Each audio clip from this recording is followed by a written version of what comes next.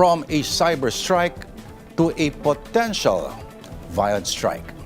Malacanang downplays talk of a destabilization plot against President Marcos, saying the military remains united, professional, and loyal to its constitutional mandate.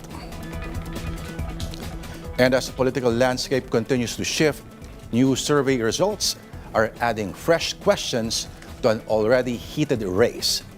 And political analyst Malu Tiquia joins us live to break down the narrowing gap between Sara Duterte, Leni Robredo, and other potential candidates.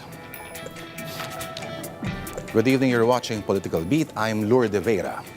And the issues hounding the Senate just keep coming. After days of political tension and security concerns, the chamber is now dealing with a digital hit as its official website was defaced by a local hacktivist group.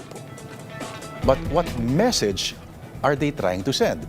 And is it working, if anything? Let's get the details from our Senate mobile journalist, Mary Mon Reyes. Mary Mon, okay, I saw the website earlier. It's not the one shown in reports where there's a message. It's a simple, boring message, parang a system down. Has it been running up already again, Mary Mon? Lord, good evening. As of now, I'm actually checking on my phone, but it still says that the Senate website is under maintenance. And the group who supposedly hacked or did an unauthorized access to the website just posted about hours ago mentioning that, well, it's actually, answering calls or claims that they were paid to hack the website. Pero ang sabi nila dito, it's not true. Instead, they carried out the attack to show what citizens can do not only physically but digitally. Ang sinabi rin nila dito, they're not representing any color. Hindi raw pink, hindi raw sila green or yellow. They are fighting against corruption that's happening in the country. And as for the dramas that we see or they see, they are tired of these. And it feels like they are manipulating the people or the citizens of the country and making people look like fools. And ang sinasabi nila doon sa naging message nila nung in-announce nila na nagkaroon nga sila ng bypassing or access doon sa website, na itong mga tao raw in position, they're entrusted of such power and responsibility, but people are also watching. However, on the part of the Senate, yung bureau na may hawak nitong website, ang sabi, so far, there are no indications na any confidential information, documents, or files na nasa loob ng website ay nagkaroon ng trespassing or nagkaroon ng paglalabas na hindi necessary or hindi kinakailangan. So far, wala namang na-breach. And yung security protocols naman daw agarang itong iginawa. Pero yun nga lang, as of this moment, they are still making sure and keeping tabs muna and investigating kung ano nangyari sa website. Pero sa case naman ng social media platforms or accounts nitong Senate, hiwalay naman daw may hawak nun. Lourdes. Oh, anyway, Mary Mon, as long as that website is inaccessible, what are the things or the information, the documents, the data that the public cannot access? Are we missing anything important at this point, Mary Mon? Well, for anyone who would like to see records or transcripts or official documentation of past hearings, past sessions, resolutions, memos, even legislations, either passed on first, second, or third reading or approval, lahat ng mga yan currently inaccessible. Aside from that, yung ibang, for example, media releases, announcements from the specific offices of the senators, currently hindi ito ma-access via the website of the Senate. Pero kung meron naman silang certain senator na kailangan lang hanapan, pwede naman siguro sa kanya-kanyang social media account. Pero then again, ang difference kasi nito, collated and compiled lahat ng for public record or for public access sa website mismo ng Senate. And that includes kung sakali man na ongoing ngayon ang regular session, committee schedules ng hearings and sessions. Yes. Pati yung mga historical data, no, Mary Mon, nandyan din. Oo. So, wala naman daw sensitive na mga datos na nakompromiso, Mary Mon. At ano yung pangalan, sino tong NULSEC na pangalan ng grupo na to? And are they part of a larger consortium of activist hackers or hacktivists? Well, we can call that, pero as what they mentioned earlier, suppose sila, they are not representing any color, hindi raw sila green, they're not representing the color red nor the color yellow. They're just a group of citizens or netizens, as we can call them, who can express through digital means kung ano yung kanilang dissatisfaction. Kaya nga meron pa silang nagiging, ito yung nullsec Philippines, and they also have their hashtag stop the drama. And yung ibang mga posts pa nila, it's more on calling out the government and telling the government that they should be the one who's afraid of their people who entrusted them and seated them to such power. So far, kanina, ang huli ko kasi nakita nung around early afternoon, para maghahaya to sa itong grupo muna, parang yung isang admin nagsabi muna, alis muna siya. Pero ngayon, active din siya online. And ang sabi pa nilang nitong huli, if they are to launch an operation payback against corruption, would people, knowing them right now online or finding them online, be willing to join them in such a movement? So we'll be watching out for Nullsec Philippines. Alright. Pero yung mga datos sa may kinalaman sa mga Blue Ribbon, mga flood control ng investigations, safe yung mga yon, Marymon, or hindi naka-upload ba ang mga bagay-bagay na yan? Lord, ang sabi kasi ng Electronic Data Processing and Management Information System Bureau of the Senate, so far, activated agad yung security protocols. The issue was contained, the investigation is currently underway, and there's no indication na yung mga confidential info ay na-compromise. So far, they gave the media, who kept on asking questions, the assurance na this is under control. Pero again, currently, hinihintay pa natin kung kailan magiging accessible ang Senate website. Normally, Marymon, ang mga hackers ay nagbe-breach sila, gustong-gusto nilang mag-breach sa mga government websites, lalong-lalo na yung mga, alam mong, hindi seryoso sa kanilang cyber public face, no? Yung mga, alam mo, tamad na tamad yung mga nagdisenyo para ipakita kung gaano ka-vulnerable, no, yung system nila. Ngayon, ang tanong ko, Marymon, ay meron na bang narinig kayo dyan sa Senate Press Corps na maaring may koneksyon ang panghahak nito doon sa pinaghahandaan or pinag-iingatan na security threat na nakuha recently? So far, Lord, wala pa eh. Ang sinabi kasi nila, nag-i-investigate pa rin sila, and yung naging statement ng Bureau na may hawak nitong website ng Senate, wala namang pinatutungkulan pa na connection. Pero they confirm na indeed nagkaroon nga ng authorized access from a certain party or a certain group dito nga sa website. Pero they give their assurance na walang na-compromise, na contain nila ito, yung security protocols nila na i-establish agad nila. So we're actually hoping for the best. Pero we'll see. Kasi so far, ang isa sinaabangan din natin is tomorrow, ang nasabi din Senate President Pro Tempore Sherwin Gatchalian, yun nga, may intel, may reports na bukod sa possible security threat to the Senate, pwede rin daw magkaroon nga ng gulo, yung sinasabing panggugulo naman sa palasyo. Pero the Senate is not taken out of the equation. That's why kahit kanina, yung deployment ng police within the Senate premises, even yung Jokno Boulevard, marami. And ang inaabangan din natin bukas is, ang sabi kasi ni NCRPO Chief Major General Anthony Aberin, yung naging deployment as of kaninang umaga, makaunti lang daw yon compared sa mga lumipas sa linggo. That's around 300 policemen, pero ng mga lumipas sa linggo, umaabot daw na 1,000. Pero that would still depend on a case-to-case basis. So kung bukas, makita nila mas maraming tao, kung kuwari magkakaroon ng protests or programs or rallies, kakailanganin pa ng dagdag na katao.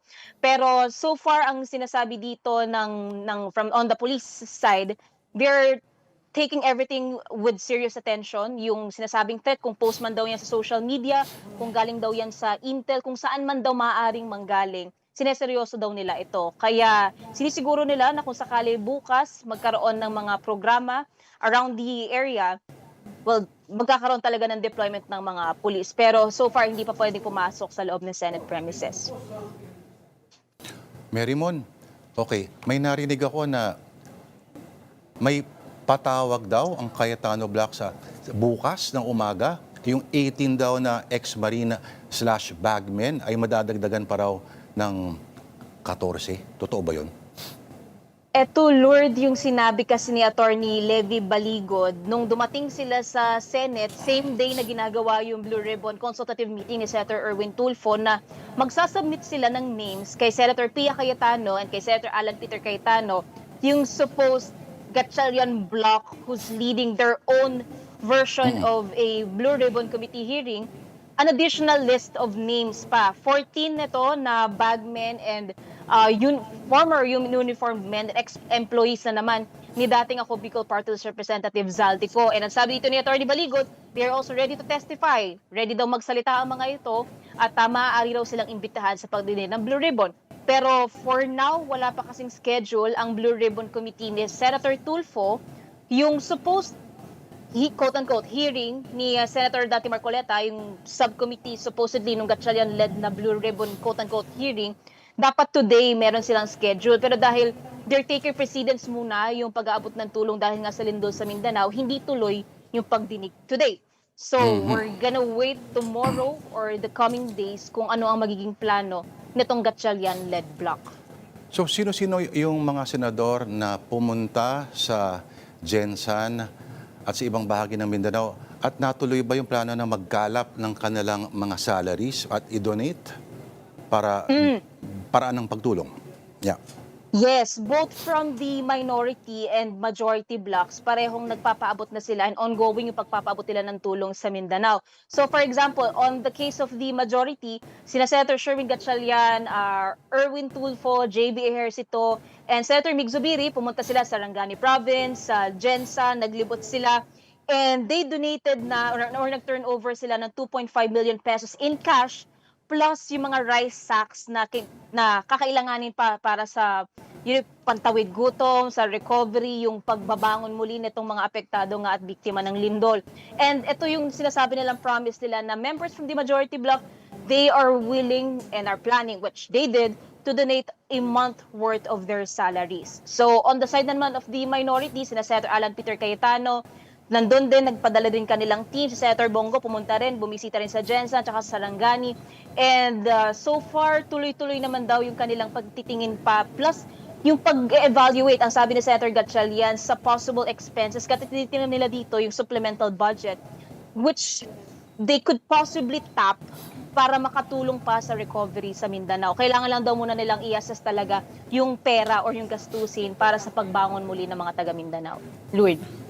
Alright. So, may mga nag-react na ba ng mga senador doon sa pag-dismiss ng Supreme Court sa petisyon that questions the Senate quorum, and how did Senator Tito Soto explain or how did he react? Well, ang sabi ni Senator Tito Soto tungkol dyan, siya kasi yung isa sa yung latest na nagsalita regarding that, wishful thinking daw yung mga nagsasabi na mali yung 12-member quorum over the number of 23 active senators, sabi ni Senator Tito Soto. Ang nilinaw ni Senator Soto, yung dismissal ng Supreme Court doon sa petition na final ng isang senior high school teacher, it should not be interpreted daw na nire-reject ng Supreme Court yung validity nung ginawa nilang June 3 session na inattendan nilang 12 senators. Dinismiss daw ito because the issue raised was not justiciable and not because the quorum was invalid. So ang dami raw wishful thinking, trying to fool people into thinking na mali ang 12 of 23. Pero so far, they're holding their grounds naman na ito ay valid. Sadyang nagkataon lang kasi na ni-rule nga ng Supreme Court na nag-lack ng legal standing. And itong nag-file kasi ng petition, si Teacher Tayam, Senior High School Teacher Tayam, he failed to show that he had suffered or was at imminent risk of suffering direct injury from the challenged act. So, we'll see muna. Pero so far, ang sinasabi naman tungkol dyan ng new minority bloc is kung sakali raw may kailangan dumulog sa Supreme Court, that should be coming from the majority bloc. Si Senator Padilla, no, ay may suggestion na may after the drowning, no, incident dito involving 2 Ateneo athletes. Ano ito, Mary Mon? Si Senator Robin Padilla from the minority, and then from the majority rin, si Senator Bam Aquino, pareho silang merong resolutions na i-final. Actually, si Senator Bam nag-file today electronically, si Senator Robin Padilla magpa-file Monday next week. And itong resolution nila is seeking for a legislative inquiry sa circumstances that surrounded the drowning or the unfortunate death of two student athletes from the Ateneo de Manila University. And they're hoping to reassess din yung government policies, regulations, guidelines pagdating daw sa mga school organized activities, especially kapag kay activities ito ay either on the athletic side or mga co-curriculars pa. Plus, ang sinasabi rin itong mga resolusyon ng mga senador, gusto rin nilang maging malinaw ang accountability mechanism para hindi lang daw basta-bastang masiguro na okay ang requirements, sinusunod ang safety protocols, kundi kung sakaling magkaroon ng hindi ninanais na pangyayari, merong pananagutan na makukuha. Tulad nga sa naging case nito na tuloy-tuloy pa rin at marami pa rin katanungan ang hindi pa nasasagot. Lord. Sino ang head ng Senate Committee on Sports? Actually, ang may hawak na Wala. nun, wait lang. Parang wala pa, ang nakakuha Parang pa wala lang pa, no? ulit ng health kay Senator Risa Pero yung huling sports kasi kay Senator Bongo. Okay, Marymon, yung June 18 ba na pre-trial tuloy? So far, ang sabi ni Senator Gatchalian, tuloy-tuloy daw yung preparation sila for, eto kasi naglabas sila ng notice for the pre-trial. So, hindi pa nawawala sa equation na by July 6 yung target date nila sa trial. And Senator Gatchalian, as for now, yung magsisilbing presiding officer ng impeachment, sabi niya tuloy-tuloy din naman daw yung kanyang preparations. Pero aware siya na lumulutang daw yung pangalan ng ibang mga senador na sinasabing baka raw maging presiding officer. Pero walang naging sagot pa doon si Senator Gatchalian. Pero kasi lumulutang na pangalan either Senator Kiko Pangilinan or Senator Chis Escudero. Pero ang sabi ni Senator Gatchalian, pag-uusapan pa raw muna nila lahat ang mga ito. Alright, maraming salamat sa iyo, our mobile journalist in the Senate, Marymon Reyes. More stories when Political Beat returns.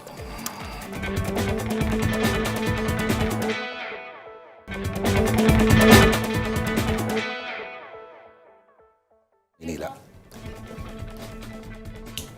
We're back. Palace Press Officer Claire Castro hit back at Vice President Sara Duterte's remarks that the supposed disruption in government reflects the leadership of the Marcos administration. Castro said that the Vice President's claims are based on repeated misinformation that misleads the public. Castro added that Duterte's remarks are part of an attempt to shift blame away from the actions of others, which she said are those of the allies of the Vice President. Earlier, reports of an alleged destabilization plot targeting Malacanang on June 12 circulated online, and Malacanang has denied such a threat. Yung kaguluhan at kawalang direksyon ng ating bansa ay nagsasalamin ng kung ano yung klase ng leadership meron ang nakaupo sa palasyo at ng ating administrasyon. Ang tanging naniniwala na lamang po siguro na may kasalanan ang Malacanang dito or kahinaan ng Malacanang or palasyo o ehekutibo patungkol dito sa nangyayaring gulo ay silang dalawa na lamang ni Senator Alan Cayetano. To talk about plots, destabilization of reputations, and otherwise, we have live in the studio, political strategist Malu Tikia. Ma'am Malu, thank you for your Good time. evening, Lord. Magandang gabi sa mga nanonood and it's a pleasure to be here. 2016 tayo huling nag-usap, Oo harapan. nga, no?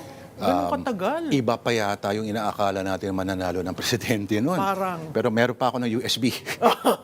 Talaga? Na nasa lata, ginagamit ko pa siya. Oh. Alright, so, Ma'am Malu, dati tinanong kayo of if you were to rank the Malacanang spokesperson, 10 being the highest, 1 being the lowest, you'll give her a 5. Pero that was several days ago. Ngayon ba may bago kayong ranking sa kanya? At may iba matataas yung mga grades binibigay sa kanya kasi supposedly, hindi lang info yung tinitrash out niya, may emosyon pa. Well, ako, from 5 siguro 3. Uy! Pababa ako dahil imbis na hindi mo pinapainit yung sitwasyon, lalo nagiinit yung dalawang kampo at yung mga nanonood napipilitang maging divisive na at talagang pumupunta na sa bawat kampo. Mahirap yon dahil hindi mo makuha yung sentimento ng tao, ng karamihan ng tao sa isang bagay o isang issue. Yung iba, o sabi niyo, yung iba may problema daw sa yung kanyang persona as vlogger, pag nagsasalita siya. Although may disclaimer naman siya sa simula, no, na ang opinion niya at kanya lamang, pero iba rin yung USEC na nagsasalita pagkaharap yung Malacanang press corps. May nakikita ka bang problema ron? No, tama ka, Lords, no? Kasi nakilala siya una as a vlogger at yung meron siyang character na pine-perform dun sa vlogging niya. Nung naging USEC, akala ko titigil siyang mag-vlog. Pero parang ina-amplify pa niya yung sinabi niya officially sa personal capacity niya as a vlogger. At the same time, naiiba yung spin. So, kung medyo naaanghangan ka na dun sa official, lalo niyang aanghangan at babanggain yung mga usually niyang suspect na banggain. Kasi sabi nila kasi parang ina-approximate lang din nila yung klase ng spice mula sa kabilang kampo. Oo. Tama naman yun kasi sa online talagang kung medyo hindi heated ang interaction. Kasi you're really after getting the reach. Hindi na yung followers eh. Yung followers, pwede kang organic, pero yung reach mo malaki. So siguro yung algorithm ng kahit anong platform, yun yung kinukonsidera mo para ka makakuha ng atensyon. Yung sa inyong pahayag, meron din po kayo dong pag-examine ng Duterte brand. No, sa first quarter, makikita mo. Pero para ito ho ba ay parang neutral na pagsukat? Ito ba yung simpleng mention lamang or does it take into consideration po yung the context wherein it was mentioned? Yung siguro kung kukunin mo siya on one pahayag, yung quarter, pagsukat yon. Pero pag kinuha mo siya ng kabuuan, for example, for 1 year or year-to-year comparison, medyo malalim na yung pag-aaral dun sa brand. Okay. Ang Duterte brand ba ay homogeneous? Isang ano lang ba siya? Or meron bang gradations per Duterte? Kasi, albawa, merong masasabi tayo tungkol dito sa latest ni Mayor Baste, yung pagpapadump ng basura sa DNR. Pero pwede ring i-argue yun na hindi malayo doon sa posibleng gawin din ng tatay kung may ayaw sumunod. Maganda yung tanong mo, no, Lord. Saka, ang basic dyan, yung brand was defined by the father. So, kahit na medyo mahina yung salita, medyo malumanay ang pagkasabi, pag kinumpare mo dun sa tatay na ma-magnify na, kaboses niya, same expression, same body language. So, pag pinag-aralan mo yung brand Duterte, may impact in the sense na yung brand, naghahatakan sila, pero ang pinakabasehan nun ay yung sa tatay. Naghahatakan in the sense, depende sa issue. Hindi man hatakan pababa. Hindi hatakan pababa. Naghahatakan sila per issue. Okay.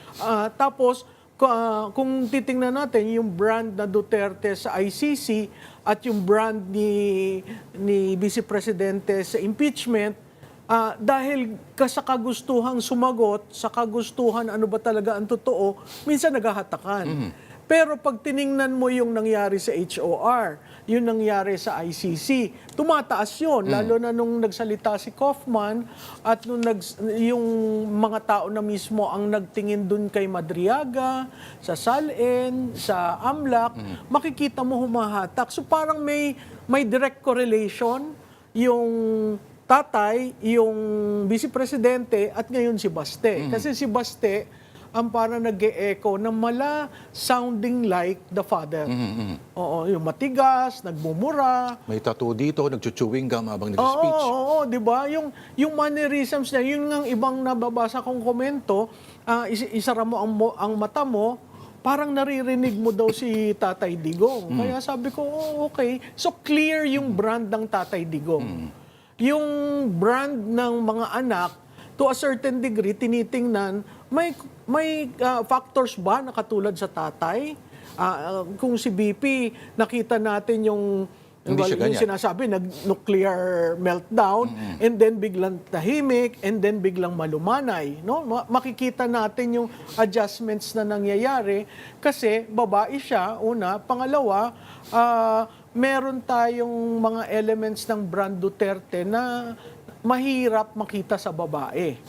Pero yung ipaglaban mo yung constituent mo, yung panununtok, brand Duterte yun eh. So, yun yung mga bagay na tinitingnan mo. Beyond that, yung Dutertismo din as a strategy. Yes, No, yes. sa communications. Oo. Na maaari mong sabihin na ginagamit na nga ng iba ngayon. Yes, Yung ibang senador yes. na may Oo, gano'n na rin. yan. Pero, Lords, hindi sila binabagayan eh. Kasi hindi naman sila nahalal na ganon. Nakita lang naman nila na pwede akong pumagitna o kumuha ako ng certain percentage dito sa Dutertismo para lumaki yung base ko ng electoral base. Pero hindi binabagayan kung minsan nagiging negative pa. Kasi hindi taal, hindi genuine. Hindi organic. Hindi organic. Okay, ang mga responses ng Vice President dito sa mga nangyaring kontrobersya, hindi siya regular na lumalabas. Hindi mo nga ma-predict kung kailan siya mag-issue ng statement. Yung prolonged silence ba, how effective is it as a strategy? Well, at least yung prolonged silence kasi is a strategy that you will adopt if you do not have control of mainstream. Kasi pwede kang i-edit, pwedeng iba ang interpretasyon, so might as well, wag na ako magpa-interview sa any given. Kaya kung makikita mo siya, na i-interview siya na may video, usually social media. Kasi hindi mo pwedeng splice dahil marami kayong nagko-cover. But she can do that anytime naman, di ba? Yeah, She can but issue a video. she is often, the interpretation is different from what she says. No, I mean, she can create and issue her own video. Parang Yes, ginagawa niya but dati. she is also not into that. Kasi ayaw niya nga yung too much packaging. She wants the real Sara to come out. Or are we dealing with parang less talk, less mistake kind of strategy? Hindi naman, Hindi kasi nakita natin yung karamihang errors niya sa communication were essentially because she kept talking or she wanted to prove something, you know, or she wanted people to stop what others are doing to her staff. Okay. Shift ako ng konti, ano? Mamalu. Both the President and the Vice President's numbers slipped itong sa first quarter ng pahayag survey. Ito ba sa pangalawa na, paano ko ba i-please? Parang sinabi ni Lenny na parang, there are weeks when decades happen. Parang ganun ang nangyari itong mga nakarang ilang linggo. Gaano nito kalaki o may epekto ba sa paghila, pababa pa lalo, or pag-angat ng mga numero ng dalawang to? Yung dalawa, actually, pag tiningnan mo sila, may trend sila na ang behavior nila almost the same. Pero in actual terms, mas malaki lang yung isa sa numero. Pero yung trend, yung curve, halos the same. Kasi nakikita si VP Sara dahil part siya ng unit team na a person to blame for what is happening. May ganun pa rin perception? Oo, may ganun pa rin na kahit nag-sorry na siya, ang nasa isip pa rin ng tao ikaw ang nagkagusto niyan, ikaw ang nag-endorse, ikaw ang sumama dyan. So, I was expecting noong nag-decide siya to announce na tatakbo siya, klarado na sa tao. Pero nalagyan na naman ng cloud yung tungkol sa impeachment na kailangan niyan sagutin. So, makikita mo, may direct effect rin yung demolition na ginagawa sa kanya. Hindi siya siguro bumababa na ganun kababa across time, pero nagkakwan siya, bumababa siya yung law of averages na tinatawag, na sabi nga nung dating speaker, o pagdating ng eleksyon, pag tapos na tayong kakademolish niyan, baka 10% lang yan, mas okay pa ako. May ganong reasoning, pero hindi ko nakikita siya as a trend. Pag sinabi mong trend, 3 polling periods na consistent ang behavior, you will call it as a trend. Then maa-alarm ka. Pero ito, kung one snapshot lang, which is the first quarter, hindi pa naman nalalabas yung second and third, doon natin makikita. Yung pag-ungus ba, trend already na alarming, or momentum lang dahil may nangyari, nag-a-adjust. At makikita natin yung sa usapin ng impeachment, gusto ng taong bayan matuloy dahil gusto nilang mag-explain siya. You work with the Binay camp, no, noong 2016. Marami kasing ang concern ay posible na, of course, nasa 50s pa rin ang VP pagdating sa mga numero. Pero alarming daw yung hindi paggalaw at parang static, nandun na lang siya, no? Posible ba na mag-alabinay si VP Sara pagdating sa ano? Kasi consistent, pagdating sa finish, malapit na, boom. Tsaka nag-nosedive, Oo. no? Yung kay VP Sara, pag tiningnan mo, naka-recover actually siya ng third quarter of 2025. Pero hindi ganun 64.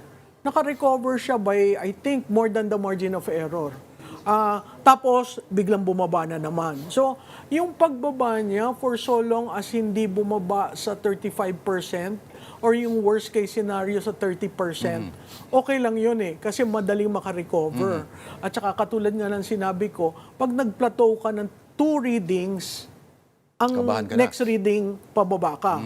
Pag nagkaroon ka ng trend ng 3 readings, ibig sabihin nun, yun, totoong numero na yun na kailangan mong ingatan na. Okay. Mama Lu, ito naman. Sa tingin pala talaga ay marami kasing nagsasabi na may Teflon effect pa rin kahit papano, may Teflon covering ang Dutertes. Yung sinasabi nila na itong binulatlat sa house, yung mga pera sa bangko, etc. Sa tingin mo ba nang-epekto kaya yun? Hindi. O masusukat yan sa ano ninyo? Sa second Sa pahayag ninyo? second, pero pag titingnan mo yung ibang survey firms na naglabas, consistent ang Mindanao na nasa 90%. So makikita Parang expected na yun, Mama Lu? Expected na. At kung saka Mindanao. ang Western Visayas, ang Central Visayas, Cebu, Bohol, that area, consistent siya. So meaning, pag tinitingnan mo siya geographically, hindi na erode ang base niya doon. Ang striking sa akin, based dun sa survey ng Pulse, is NCR. NCR.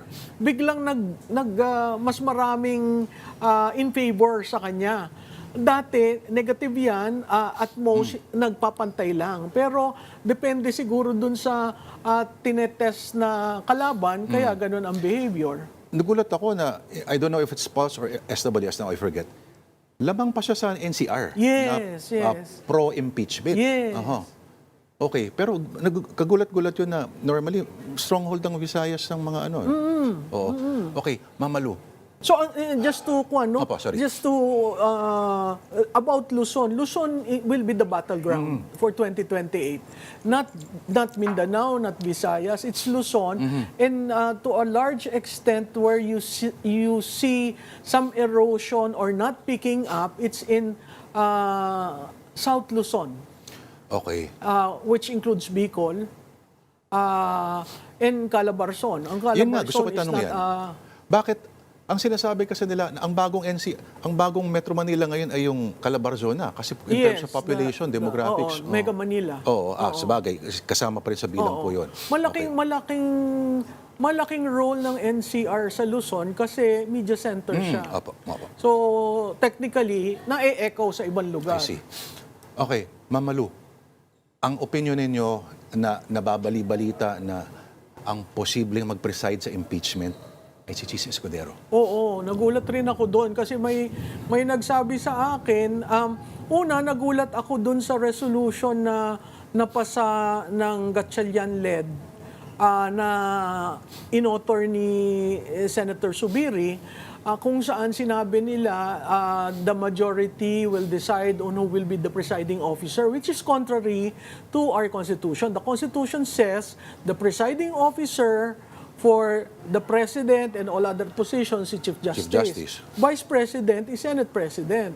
So I was thinking, I think dito ko rin yung sinabi na in another show na napaka-importante na ang background ng Senate President may law dahil sa jurisprudence. Not the knowledge of rules and everything. It's essentially yung mapapalalim yung diskurso, mali yung iyong opinion kasi ganito yung jurisprudence dyan.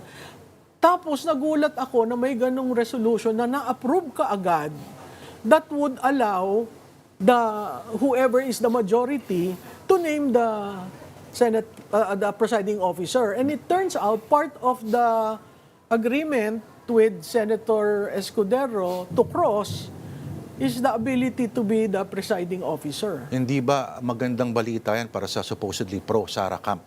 Magandang balita dahil lawyer at nakita naman natin si Senator Escudero nung sinabi niya yung rason sa forthwith at siya ay sinang-ayunan ng Korte Suprema. Nakakatakot lamang kasi kung ang dahilan ng pagtawid niya ay concession doon, medyo baka hindi maging balanse.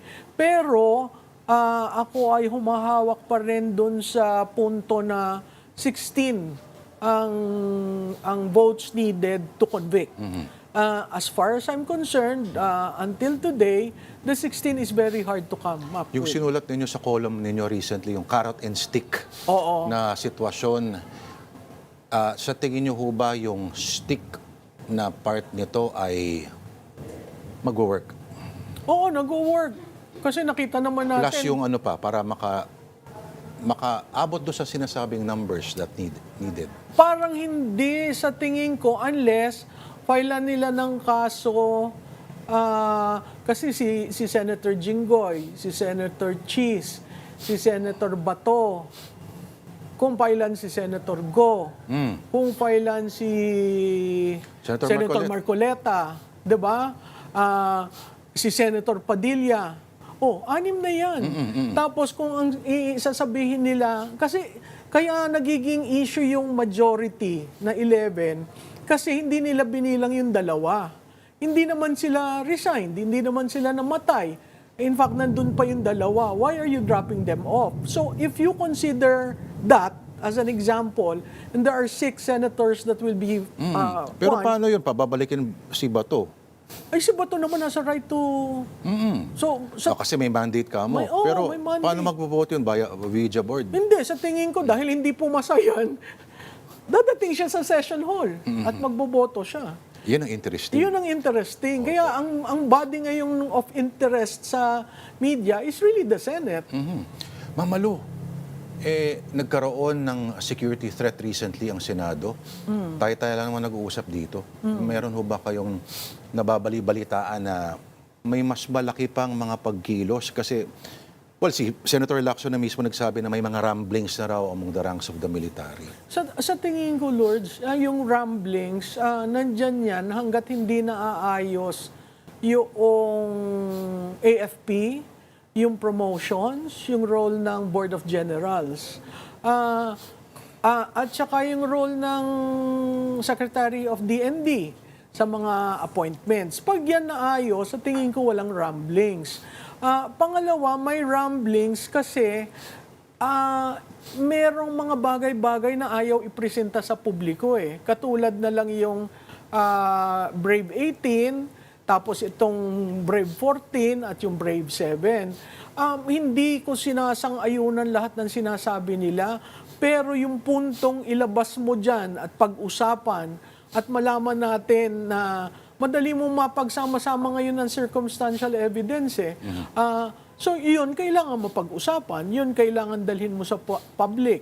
Ang daming hanging questions from the small committee to the certain individuals na nakalimutan na, to certain members of the House na hindi na minimension at nakafocus lamang sa Senado. So kung nakafocus yan sa Senado, related yan sa impeachment. Di ba? Yun yung mga bagay-bagay na titingnan mo. Ngayon, related sa majority kasi may dalawang pinuno ng Senado ang hindi nagkakaintindi. Pero sa balita mo ba, Ma'am Malu, sa sino mang may mga plano na nagawin sa EDSA, halimbawa, may marathon daw bukas, balita na. Malaking marathon. Dapat ba sila mag-reschedule? Hindi. Kasi alam mo yung date bukas, napakahalaga yan sa kasaysayan natin, 128 years of independence. So maraming usap-usapan, ano ba ang independence sa'yo? Ikaw, Juan de la Cruz, ano ba ang independent from what? Independence from whom? Diba? So yung mga bagay-bagay na yun, napapag-usapan at pag napapag-usapan, invariably, dumadating yung ekonomiya, yung sitwasyon ni Juan de la Cruz, na ang dati niyang sweldo na 17,000, ito na lamang ang nabibili. So, bumabalik sa issues ng bulsa at issues ng tiyan. Pag yun, nasama mo sa ganitong administrasyon na hindi mo maintindihan kung saan pupunta, napakahirap para mo matulungan si Juan de la Cruz. Nagkaroon pa tayo ng earthquake. Sinarhan na naman si Strait of Hormuz. So palala ng palala yung sitwasyon natin. Ano ang pinaka-angkla o safety net ni Juan de la Cruz para mag-survive hanggang 2028? Yun yung pinag-uusapan madalas. Hindi ko alam kung nahiwagaan ako o nagbibigay ka ng rational for ano? For Hindi. a potential Hindi rumbling. Hindi, marami ng rumblings. Yun nga parati kong question, tama ba yung basa nyo sa yung national situationer? Kasi baka mamaya, nakikita nyo lang yung isang parte, hindi nyo nakikita yung kabila. Pero, Lourdes, ang ating micro, small, and medium scale industries, almost 97% yan. Ila lang yung dambuhala. Doon nararamdaman na may mga nagsasara, may mga nagbabawas ng empleyado. Makita mo yung datos natin sa underemployment. Kailangan ni Juan de la Cruz ng average of 3 jobs in order to meet the 17,000 minimum. Napakahirap nun. So, kung hindi klarado sa gobyerno ang pagtulong, ang malaking kwenta dyan, saan mo kukunin yung budget? Kasi nga nakorap, di ba? Pag nakorap mo, saan ka kukuha ng budget? Uutang ka. Pag umutang ka pa, ang bawat pamilyang Pilipino, 694,000 ang utang na. Mamalo, may mga nagtataka siguro, no? Hindi ko alam kung ultimately, itong nangyayari labas sa Senado ay baka hindi nila nakokonekta sa in the end, may kinalaman pa rin to sa usapin ng impeachment ng Vice President. Meron bang point na may narinig ka na posibleng mag-advise kay VP Sara na lalo na nung may impasse, nung medyo natenga na yung trabaho nila na Sara Duterte become the bigger person at magsalita at siya na mismo ang makiusap sa lahat na mga parehong partido na isang tabi muna natin ang partisan politics at may ganun ho ba? Alam mo, o malinaw yung kanyang divisions? Kasi nagkalinyahan na sa lupa eh. Mahirap yung nangyari na pinadala si Presidente Duterte sa dahig. Yun yung talagang conditional breaking sa anong negotiation, no? On my way here, binibilang ko yung nagtatawag na tumindig ka na, magsalita ka na. Mahirap gawin yun ng isang vice presidente dahil ikaw ang constitutional successor. At pag ang tao, kung kunyari, nagsalita siya, pinanindigan niya yung mga calls sa kanya na tumayo na, at hindi dumating doon ang tao, kakasuhan siya, ikukulong siya. Imaginein mo yung may impeachment ka, kinulong ka pa, vice presidente ka, napakahirap nung sitwasyon. Hindi ko sinasabing mali yung pagtawag kasi right yun ng bawat Pilipino. Pero tatandaan nyo, si vice presidente constitutional successor. So she will benefit from that. At mahirap naman yung taong magbe-benefit doon ang maglilid. Wala sa kasaysayan natin na nangyari yon. May mga kumilos tapos ibinigay sa kanila. Kung titingnan natin si Presidente Aquino, di ba may mga kumilos tapos siya ang pinag-oath. Kay Presidente Arroyo, nag-withdraw ng support ang Secretary of National Defense, si Orly Mercado, at saka si Hirap yata yun. General, sa General Angie Reyes. Mahirap yung sitwasyon na yun. So, ano yung call mo? Nagko-call ka para magkaroon ng leader? Parang hindi dapat siguro tayo tingnan na leader-centric. Pero kung constitutional succession lamang ang gagawin, nandun siya. Pero para siya mag-lead, Ako, ang sa panawagan tingin ko, lang siguro napakahirap. na baka pwedeng pakiusapan na yung mga senador na huwag mo na mag-away-away. Pero ayaw niya nga Kasi makialam tied, doon tied sa kanya yun di ba? dahil sa impeachment Kaya trial. nga, Oo. oo. So, bakit ka makikialam doon? Dapat na, kaya nga sabi niya, hindi ko yan, wala akong salita dyan sa awayan nila. Kasi, ang isa pa natin kailangan tingnan, wala namang political party si VP Sara. Nung nanalo, unit team lang siya at saka hukbong na regional party. So kung nagkaroon ng... Kawawa yung mga sumali doon. Di ba? Ngayon, 3 na lang yata ang natira doon. Hindi naman siya partido ang PDP. So may mga nuances na kailangan maingat tayo. Marami pa akong gustong itanong sa iyo, Ma'am Malu. At feeling ko mas maganda yung usapan mamaya doon sa couch na yun. Na hindi pwede Di ba? banggitin sa TV. Pero maraming salamat Thank sa you, iyong Lord. oras. Political strategist, Malu Tikia. Thank you, ma'am. Salamat. All right.